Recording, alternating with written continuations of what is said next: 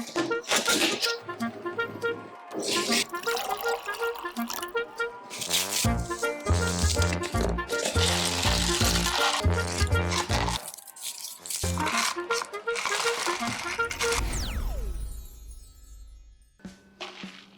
time. Tea time. I am so excited about this tea time for, well, two reasons. One, if you look, you will observe that my babes is really following in my footsteps. And now this doesn't look too good for all of the people who say that I'm like out here trying to change you, influence you. No, she's trying to make me healthier. See, she's eating potatoes and drinking green tea. Not that that's like particularly. I don't know. I didn't know that was a white thing. Well, I know. I'm just saying it doesn't look good for the cause of me trying to say that's not what I'm doing. Anyway, well, I don't know those people because when you're married, things start meshing with one another. So that's, y'all can go sit down somewhere. Anyhow, the amazing thing is I have my normal purple sweet potato, and my babes over here has, what is it? Okinawa? An Okinawa sweet potato, and I kid you not, that is the best sweet potato I've ever had in my entire life. And if I didn't have such a thing about organic sweet potatoes, I would be eating that right now.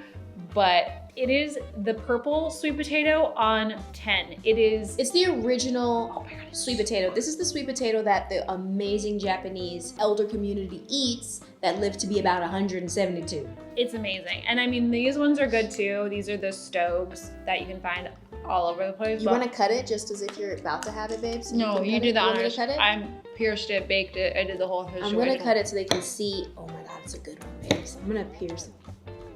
Oh my God. It's gorgeous. I'm so jealous. That is going to be the best sweet potato she's ever had in her whole life. I'm very ready. I'm also eating. This is really good. Oh, it is? Mm-hmm. Oh, good. I like it. Give it once you can bite it. I'm also having some homemade sugar-free cranberry jelly and some keto dressing. All right. Oh, I'm sorry. Hold the phone. We thought that my babes got a gorgeous one, which she did, but I did too. Oh my God, yours is gorgeous. This is glorious. Oh my God, these colors. I actually prefer mine. I think yours might be in front of mine. the flowers, babes. Let's put them up here. Thumbnail. Yeah, right? Stunning. Okay, yours is like a magenta. Mine is like a incredibly violet. gorgeous. Like a Oh my God. indigo. See, this is, I can't. Yeah, mine too. What's the conversation today, babe? The conversation today has been inspired by the show we just finished watching, which was called Sex, Love, and Goop. Sex, Love, and Goop. And it's on Netflix. It was I guess, what would you call it? Like a special? Is it a special? Yeah, it was a limited series. A limited series that Gwyneth Paltrow did with a business partner of hers, I guess, and the Goop people about relationships and sex and love and sexuality. And I thought it was really interesting. It definitely got us talking. And I thought it would be fun to talk about on the tea time, spill the tea on sex, love, and goop. Yeah, sex, love, and goop. If no one has seen it, please go and see it. Come back and watch us afterwards. There's no really spoilers, but it does really jumpstart conversation. So the first question I have for you, honey, is what did you learn from Sex, Love, and Goop on an overall? On an overall. Well, first of all, I'll say I really admired all of the couples that participated because I felt like it was really awesome that they were all able to recognize that they were lacking something, needing to learn something, wanting to go deeper together, and then put themselves in this space where they were going to do it in public, on television. Yeah. You know, kudos to them. I think it was really, really brave. And I think that the conversation is also so important. And what I learned was there was a couple that worked with a somatic sex therapist, I think she was called. The one that got touched? Her name is Jaya. She's a somatic sex therapist. I think that's her official title. I might be saying that wrong. But she talked about different types of sex. What is the word? Are you talking about the black couple? She talked about different types of sex language. So you have, the energetic, you have the kinky, you have the touch one, you have the one where it's just like, I'm just, getting in there and getting out. There's like 4 or 5, and it's similar to a love language, if you're familiar with love language. So seeing classifications of your sexual language was really interesting. I didn't know that was a thing. And it was really cool to watch her with this couple because she helped them understand what the other was dominant in, and then what they wanted most of. And how they can come together to make their sex life better, because not everybody's the same, and normally you marry your opposite. So one was an energetic and one was kinky. And, you know, within the Black community, sometimes it's taboo to really dive into your sex life, because some people might take it as like, I'm fine, or very defensive, or I know how to do ego. But this couple really showed how important it was to sit down, listen to your partner, and explore. The woman's love language or sex language was kinky, and the husband's was energetic, surprisingly, he found out later. Puffy talked about this a long time ago, how he did the Kama Sutra and learned all these different ways to have sex. And that's what they really dive into. They did this one scene where they were just like touching each other like there, and people were orgasming everywhere. It was bomb.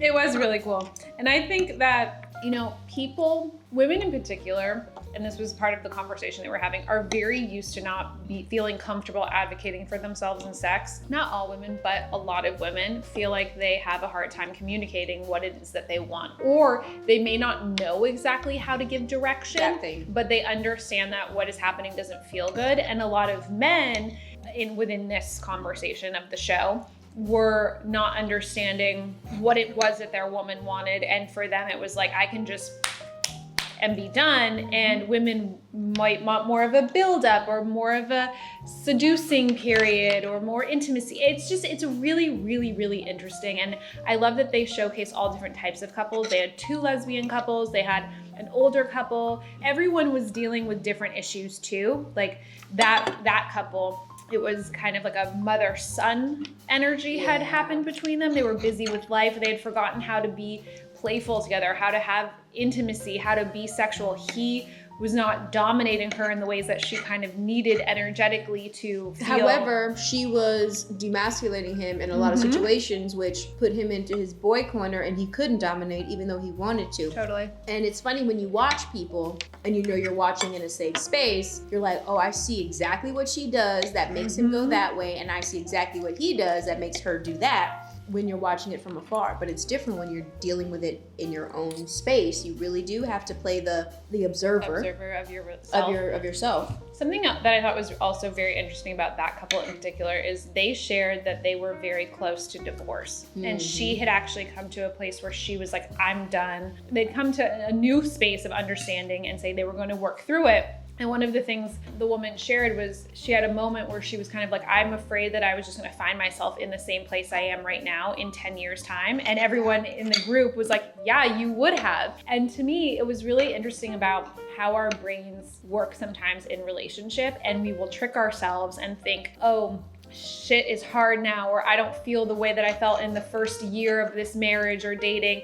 And yeah, 7 years in, 10 years in, it's going to feel different. If life has changed and you have kids, or just you've been together for 10 years, it's not going to feel the same way. And I found it really admirable that they decided to figure out how to work through it. And instead of shying away from the relationship and thinking, oh, there's something better, you go, this is what happens in relationship. This is the pattern. How do we find each other again? Because finding someone new in that specific situation that I'm speaking to would have just landed that woman in the same relationship space 10 years later, because there's nothing wrong with the relationship. It's just the evolution of what happens to two people in a long-term committed relationship. And it's not just relationships in a sexual sense, it's relationships across the board with humans. You know, we talked about how when you start dating someone new, you're like, oh my God, I love you so much. One thing can go wrong, and then it's like you search for the worst. You think the whole entire relationship is falling apart. But if you look at, for instance, marriages that last a long time, or even parent-child relationships, when you first birth a baby, it's like, I love you so much. And then they turn into terrible twos, and you talk to parents and like, I want to just like, and then they come back around again. They're like, I love my child. And then they turn into teenagers, and then they're like, I can't stand them. So the way that human dynamics work in every relationship is an ebb and flow. And you have to trust the fact that the foundation that you've created will last through the waves and through the droughts. And we talked about that too, because as a newly married couple, we're going through a lot of different challenges that have alerted us to, one, have help from the outside, / maybe take some time to just sit down and think with ourselves. instead of lashing out at the other one because we're the only ones that we see every day. And sometimes when you're with the same person every day, you can project issues that aren't necessarily true, or if they're true, they're not really from that person, they're from you, and you are reliving a pattern that isn't necessarily healthy, but you don't know how to get rid of it, or you are not aware of it. And I think Sex, Love, and Goop really for us helped open the conversation within the sexual aspect. And that is have fun, try new things, know that people are sensitive or vulnerable in situations, but it's about that camaraderie and the ultimate agreement that we set with ourselves to be like, listen, it's gonna be the only one you're gonna have, so you better make it right. Well, it's the choice to stay committed and then do the work. And I think that, yes, the sex conversation within the show is so fantastic because it talks about understanding your own body, spending time with yourself to discover what your anatomy looks like, to feel out what you like, to understand what makes you feel good, because then you can actually tell your partner how to please you, to have that safe space to explore. And I think that's really awesome. But then also, for me, the relationship conversation was really interesting, and figuring out kind of the roadmap to what a healthy relationship looks like. And everyone has different paths, right? But ultimately, it's like communication, willingness, understanding, and knowing that the work that it takes to get to that space in a relationship where you're like, yes, this is awesome, is hard. It's not easy, but it's so worth it. And you grow within yourself too. And something I loved, one of the therapists in this show said that if you are the person willing to do this work, to break the patterns that have come from your familial line, because we all bring that into relationship, if you show up for yourself and you do it, you will change your story from that point on, and then everyone who follows you. Yeah, it's true. And it's so amazing because there was a lesbian couple on the show that wasn't really in need of sex help. They had been together for a year, but they needed help understanding the things that they do cyclically in relationships that show up again and again. So for example, one person was like, I always end up cheating. One person was like, I run away from emotion. And we love each other and we really want to make this work, but we know we have to fix ourselves so we don't fall into that subconscious loop. And the work they did was really about releasing, they did a family, what was it called? Familial. It was called a family constellation. They did family. Let me hold for a second, honey. Yeah. I really just want you to take a little bit of this cranberry and eat it with your potato. Are you down for the cause or no? No, I'm good. Thank you. I just had that. I don't like the cranberry with the potato. I did that whole thing last year. It made me not good. It's so good. Sorry, family constellations. We're back. So they did something called family constellation work. Check it out. It's really cool. But they were able to... It's very scary. If you're not ready to go back... Oh, if you're not ready, you have to be ready. You have to be ready. If you're not ready to go back and relive what your mama went through, what your daddy went through, what you went through because your mom and daddy went through something, stay at home. Okay, well, essentially, now I'm just going to tell you what it is really quickly. So you go...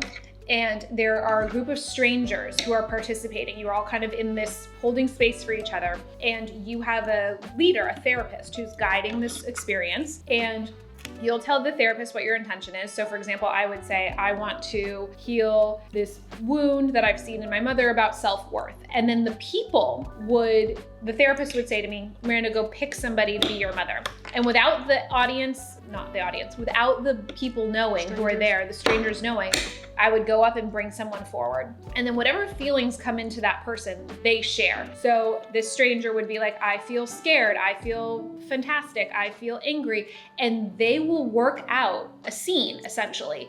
And I would just sit back and watch this scene play out. And the idea is that you can actually have real, tangible understanding of what your parents might have experienced, what was happening when you were a kid, what your grandparents went through, and it's all interconnected. And if you think about it, when your mother is in your grandmother, when she's inside of her womb, every single egg that she's ever going to carry is inside of her at that time. That's a fact. Check it. Every woman has all of her eggs from the moment she's born. And that literally means that when your grandmother is carrying your mother, you are inside there too. You're already there. So it's really phenomenal, and that is how transference of emotion that isn't yours can come. And so watching the constellation work was so interesting and so cool. And I thought that couple was badass too, because they were willing to look at themselves, but they also were setting a foundation. They were like, hey, we know stuff can show up later. So let's already have this really strong foundation where we know how to interact and we know how to communicate and we know how to heal before, you know, shit hits the wall. And I thought that was awesome. This meal was awesome. I enjoyed the lesbian couple that went to the therapist that was actually licensed to touch them. Oh, she was really cool. So this couple had some body self-image issues, you know, not all shame issues surrounding their lesbianism, surrounding their bodies and all of that. And this woman really talked to them and said, your body is beautiful. Let's get to know it. I loved her. I loved it too. Really nice. They really helped break that stigma of the female, oh my goodness, I have flabby arms, or I have this, or I have that, or this is ugly, and this is, and it's not fair because everything is beautiful. It's yours. And you can really live with it if you allow yourself to. A lot of people don't allow themselves to live with their imperfections, and then they start changing and things get worse and worse mentally. But she really set them down, and one of the things that she did, you know, one of them didn't like penetration, so she slowly allowed the therapist to help her get over that hump. And I found that really interesting because I didn't know there was therapy out there like it. You didn't? I didn't. It was new to me. And when you're in a sexual relationship with someone, you tend to hide your blemishes until they can't be hidden anymore. And you tend to take things, like we talked about, to please your partner. And so when you have someone there that you're not trying to please and you're literally only thinking about yourself, you have more kindness to yourself, I believe.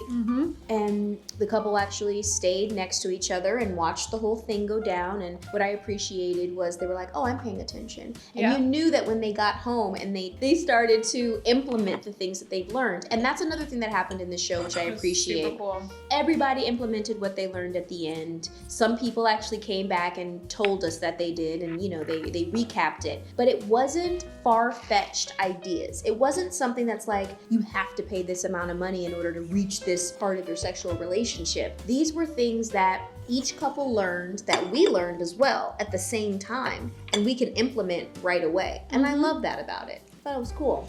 It's definitely educational. Like you learn, it's eye-opening. It makes you go, oh wow. And something I thought that was cool about that experience is, you know, it's consensual one-way touch, meaning it's not sexual. Like in watching it, you don't feel any type of way, even though you know that this therapist is essentially fingering this girl. You know, I mean, she is. But this woman, every time this woman had penetrative sex, it hurt her, and she wanted to overcome that. And just honestly, in relaxing her body and having somebody who knew what they were doing, it changed. And she was like mind blown. She was like, I can't believe that didn't hurt me. And, you know, I can kind of relate to that. You know, I think a lot of women have that experience, and then when it changes for you, you're kind of like, oh my God, I get it. Like this is what my friends were talking about that I couldn't understand and, you know, I was missing out on, etc. And I just think that it's really cool. And something else that they did in that session was they got to explore their bodies, but they also like looked at themselves. So, you know, they held mirrors and they looked at their vulvas. That's fully. like super old school 50s. You know, you see those women in It's like so many people don't do it. So many people just we're not taught the female anatomy and they as don't well. look at themselves. We're not taught to be mesmerized by it. We're taught to over-sexualize it and shame it. Right. And then the male anatomy is like, oh, kings. And it's like, Bigger, nah, calm better. down, bruh. Because if you didn't have us, there wouldn't be humans. So let's talk about it. And there wouldn't really be, well, I guess that's not true. What? I was gonna say, and you wouldn't have anywhere to put your thing, but you have there's somewhere else to ways. put your thing. This one over here, yo. Just a mess. Yo. A mess. I'm not a mess, I'm very clean. I am. No, I know. I'm your wife. I know you're clean. And something else with the older couple. That was adorable. It was really cool because Normally we I think look they at were in older their couples, 60s or we're something. like, ooh, we're just not talking about sex, but they were cool about it. well, also they talked about the fact that, you know, when you get to a certain age, people don't want to see older people having sex. It's like that shame thing, that gross. People are like, ew, I never which was is like that. really unfair. Yeah. When you think about it, I think that a couple that has been together a long time and they're still having great sex, or people of a certain age who still have that life force in them, it's amazing. Like sex is primal. It's something we need. It's about connection, you know? It's a human thing. It's like eating and breathing. You need it. Completely. And I thought it was really interesting because the older woman had a lot of body image issues and shame and came from, you know, that school of thought where you can't show your body and very type A. And part of her therapy was getting her to play more, but also do mirror work where she could stand in front of the mirror and look at her body and feel gratitude for her body. And his work. It's just so important. And all he wanted to do was just have sex. He was like, I want it 5 or 6 times a day. Horny. And she was like, I need you to like swoo me and all this kind of stuff. She just looked tired. She was like, stop. It was like a little puppy dog on top of an old dog. I know.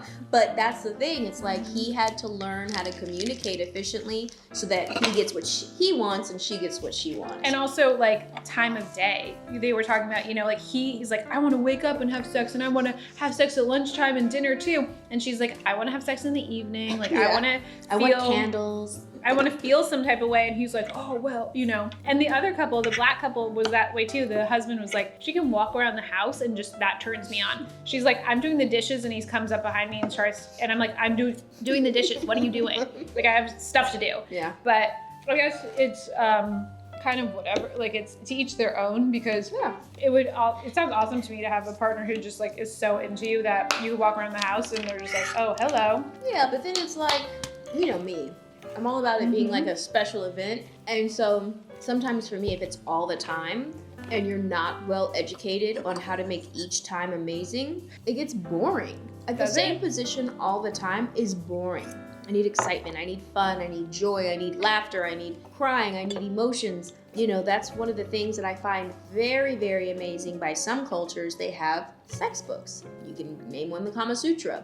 And back in the day, they used to really teach that. And it wasn't about grotesque, being overtly adult, blah, blah, blah. It was really about understanding the human body and what's the pleasure factors of it and how to seduce and the art of seduction. It's not the art of lust. It's not the art of porn. It's seduction. And honestly, we do it all the time. Why do you think they call it food porn? We love beautiful things. When we are in our best and in our prime, it's about the seduction of it all, how beautiful you can be, the little movements of the hand. And I feel like in our generation now and in some countries, it's shamed. Sex is not appreciated. And we taboo it to a point to where it's like all the children can learn are the negative verbiage, the ignorance of what their body parts are actually called and what they do. And it's not fair to us. It really does. I don't like that. I agree. And it's also, we talked a lot about porn and how people learn how to have sex from porn and how that can really mess you up. Depends on if you can mess you up. If you can't separate it, you gotta learn around.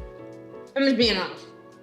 Well, no, but porn doesn't show you how to seduce. Porn doesn't show you how to, you know, ask your partner how or what they like. It's not about communication. And I think that this was really about going to that place where you feel intimately connected to the extent to where you don't have shame locking you up and can then fully find joy, fun, and play within your sex life, within your relationship, but with also understanding the hardships that come along with it. And actually enjoying the process, you know, because again, when you watch curated sex videos, it is purely for visual pleasure and that mental stimulus, and then you're done, right? But that's not real sex. How did you learn about sex? Through porn.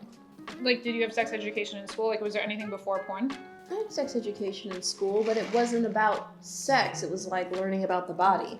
It wasn't the art of seduction. It wasn't any of that. But I mean, I learned it from my friends. I learned it from porn. How old were you about? I don't want to talk about that. I'm not comfortable telling her. Do you want to ask me? Okay, sure, babes. So, at around the age of 3 years old, I asked my mother oh my God. how I got here. And my mom, being my mom, is a very honest person, and she had made a decision that she was never going to lie to me. So she literally told me how I was conceived.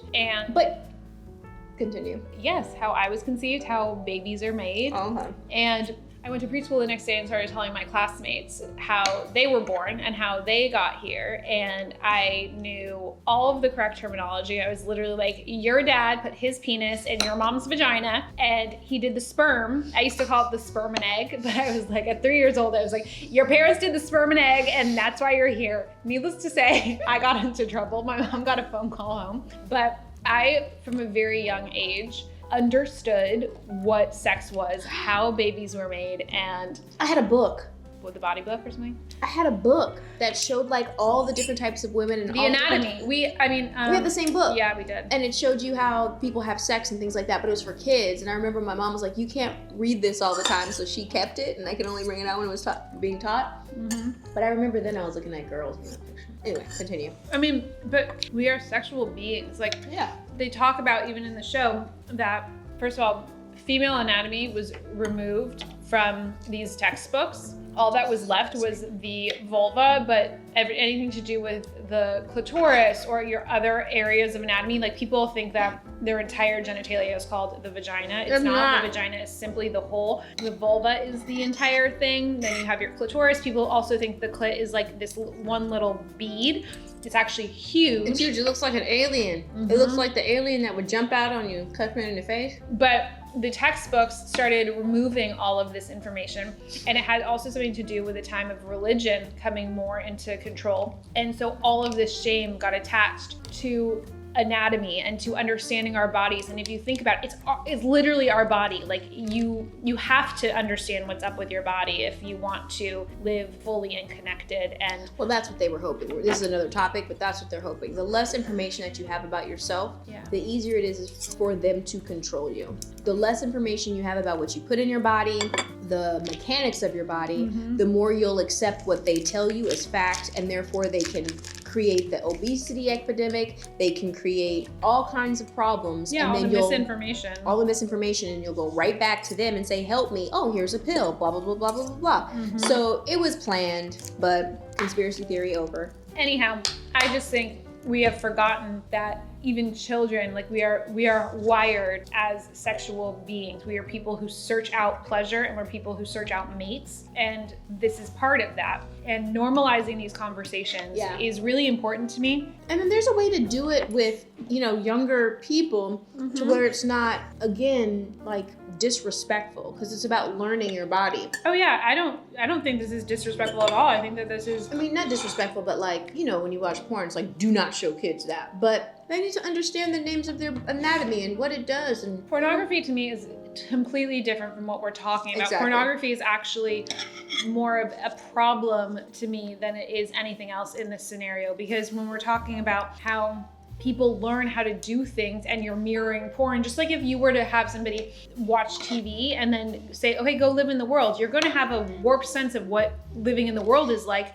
You're gonna live like Kimmy Schmidt. You're not really gonna understand what's going on. You know what I mean? Exactly, because it's not reality, and reality is you have to be equipped with a different set of tools. And it is important stuff, but it's also so basic. But we have gone so far away from it. Oh yeah, now it's, entertainment, how sexy someone can be. But to me, what pop culture says is sexy is not sexy. The other day I was talking to Wifey, and I was like, you should talk dirty to me. She was like, yeah, for sure. And I'm like, tell me about your day. She was like, what? I'm like, yeah, tell me what you baked. She was like, you said to talk dirty to me. I said, I know, just tell me what you baked.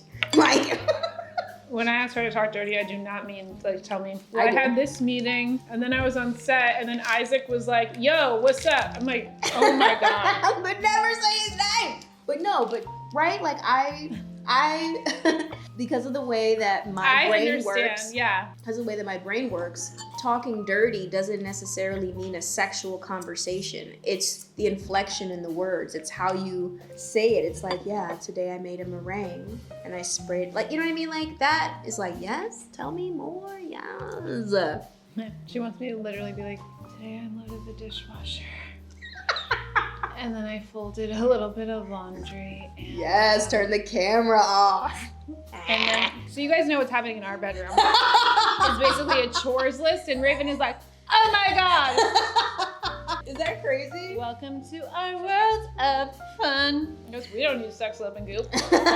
Anyhow. Just make me a meringue. It's going down. Babies! Yeah, all I have to do is be like, I went to get the car washed, and I shipped something off at FedEx. I'll She's never like, divorce you, baby. Done. I'll never divorce you. I am Thank you. So food. Even if I don't talk dirty to you, which is essentially just reading a to-do list, Don't what? Don't divorce me. Oh, I would never. You're welcome. I'm so full, you guys. I'm gonna make it. I almost made it. Look how much I ate. I know, you did great. This is so good. I mean, this was the best potato I've had in such a long time. And my peanut butter packet was so delicious. My ketchup was great. This was a fantastic. She smells good. I do? Mm-hmm. That's another thing, right? Sex, love, and goop. It's about sense. Oh, it's about an experience. I mean, it's about awakening all your senses. Yeah, it really is. I don't know. It's really good. I don't feel we've done it justice. I feel like there's so many different aspects to it. This is our justice. I just think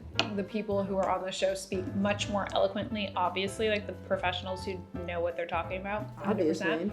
But I really do appreciate the show, the conversation, the education, and I'll leave us with this. One thing I thought was very cool was this woman said she had heard that people need to stop saying I'm in a happy marriage, because relationships are so much more complex than that. They to really just are. say I'm in a happy marriage, you're lying. What are the branches of that? Because they're just lying. They don't have anything else to say. No, but it's like well, she essentially was saying if you're going to say that makes other people who are feeling like they're struggling in their relationship or in hard places, it adds that layer of like I'm doing something wrong. Mm-hmm. But the truth is that a happy marriage, I would say that we are in a happy marriage, but our marriage also has had a lot, like we work on it. We have had hard times. We go to therapy. We talk about stuff. We both go, okay, I have to learn how to see something from my partner's perspective. You know what a happy marriage is? Huh.